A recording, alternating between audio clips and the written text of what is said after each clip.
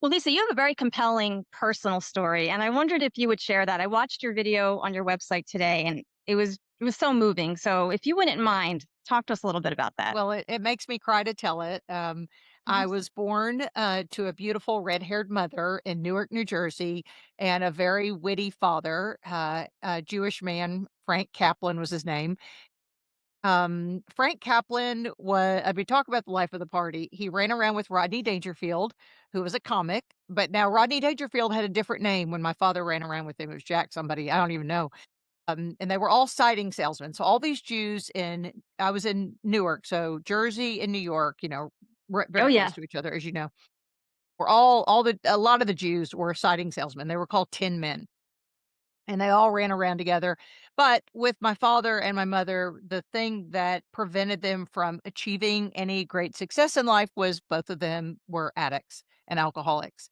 And so their marriage busted up pretty quickly after I was born. My mother, she stayed married to him for 16 years. He had affairs, he had addiction issues, she did too.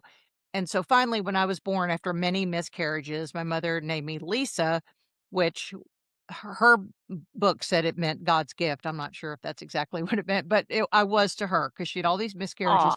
She was Yeah. 36 having me, and back in the 60s, that was old. Yeah. No, the women were done having babies, Mhm. 25 or 26, they were done. She said when she walked me to kindergarten that the people asked, "Are you the grandmother?" And she'd go, "No, I'm the mother," because she was Wow. 41 when I went to kindergarten.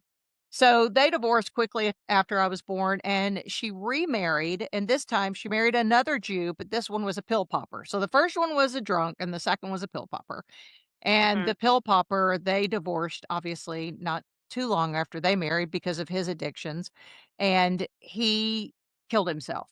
And this was Oh, no. he Oh. was 42 years old, and he was bipolar. And this is about the time that lithium was an option for bipolar disorder. They called it manic depressant then. And lithium is a very powerful drug, and it really can mitigate the disease for them because what bipolars love are the highs, and what goes up must come down. Yeah. And so in something happened and he took his life. And I thought that was my father all my life because that's who was the most recent suitor. Now, I never really we didn't live with him long, but he I just thought that was my father. And I came home from school and my mother said, "That's not your father. Your father actually, good news and bad news. The bad news is the man you thought was your father is dead." The Oh, good news wow. was, yeah, Jeez. it was heartbreaking. I was 10 years old. And I say all this with levity because that's my style is to Yeah. laugh to keep from crying, because I've had a Sure. lot of heartache. And she said, "Well, your father is Frank Kaplan." And because I'm so dense, I said, "The one I look like and sound like? Yes, that happens to be your Aw. father."